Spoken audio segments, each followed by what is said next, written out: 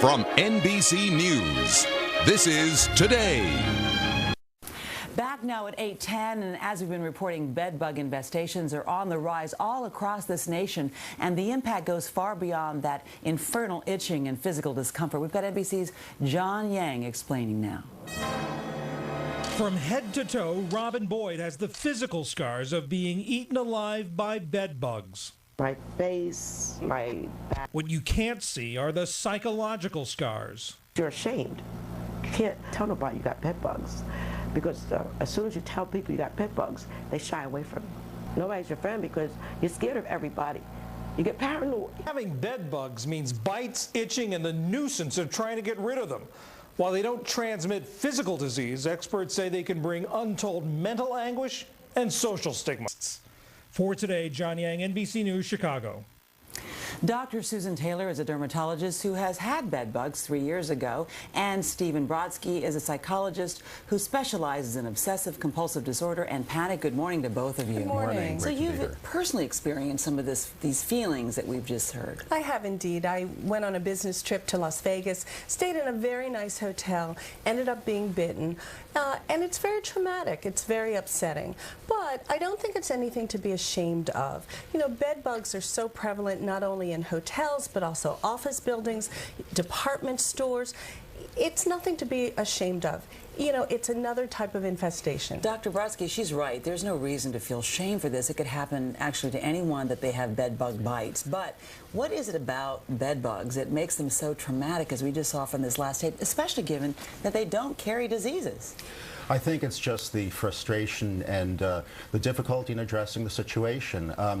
I have a lot of people, for example, that I treat for hoarding and so forth. Some of these people, as well as just an ordinary individual, very often has to, basically throw out all of their possessions, if not abandon their apartment entirely. So it really is quite an upheaval. Okay, so we've got to really talk about what's getting practical. I mean, it's often said you're only as sick as the secrets you keep. So let's talk about how to be open then about some of this stuff. You know, we just heard the woman in this piece saying you really can't tell anybody. The truth is that we're trying to figure out the rules of the road here. What can you do? What should you do? What's your feeling, Doctor? Well, my feeling is that it's important to be open and honest and to be a good citizen. So I think you should say, my apartment was infested with bed bugs. I've had an exterminator in. They've come back and they say that we're all clear. If you take your clothes to a dry cleaner, and that's what's suggested, I think it's important to say to the dry cleaner, I want you to know that I've had bed bugs and we're fighting this. And I think you can't go wrong by being open and honest and informing people. But we just heard from the tape earlier that people don't invite you over for play dates. They don't want to hang out with your kids. I mean, there's a cost to be paid for honesty, Doctor. Yeah, I think that there's a balance.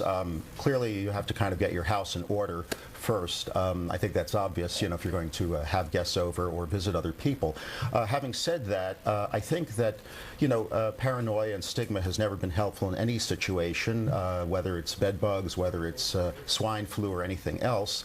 Basically, if it keeps you from reaching out for help that you need, that's really can be very damaging. So, for example, you can also people were worried about, for example, picking them up at work, right, in restaurants, as you just talked about. So should you go to your bosses, should you go to your colleagues and mention that you have bed bugs? Well, Ann, I think that's a very interesting question. I think that it's important for the corporate environment or the work environment to say, you know what, this has been a problem, I want you to be aware of it. And then they can be on the lookout for signs of an infestation in the office. So I think honesty is indeed the best policy. All right, so we've talked about that part of it, but in terms of the practical part of it, the reason why you did not bring bed bugs home is because you did the smart thing, which is to keep your bag away from the bed. That's right. I travel quite extensively. I never put my luggage on the bed. I always put it on a luggage rack. I pull it out from the wall. And I think those maneuvers made a big difference, and I think people should be aware of that. And the bottom line is this too shall pass, Doctor. Absolutely. I think we've seen public hysteria about other kinds of epidemics. Eventually it passes, and so stigma should not be your motivating. Should not be your motivation. You should just try to get the job done. All right, Dr. Stephen Brodsky, Dr. Susan Taylor, thank you so much, thank you. both of you, for helping us through our psychological issues with this, because it's scary.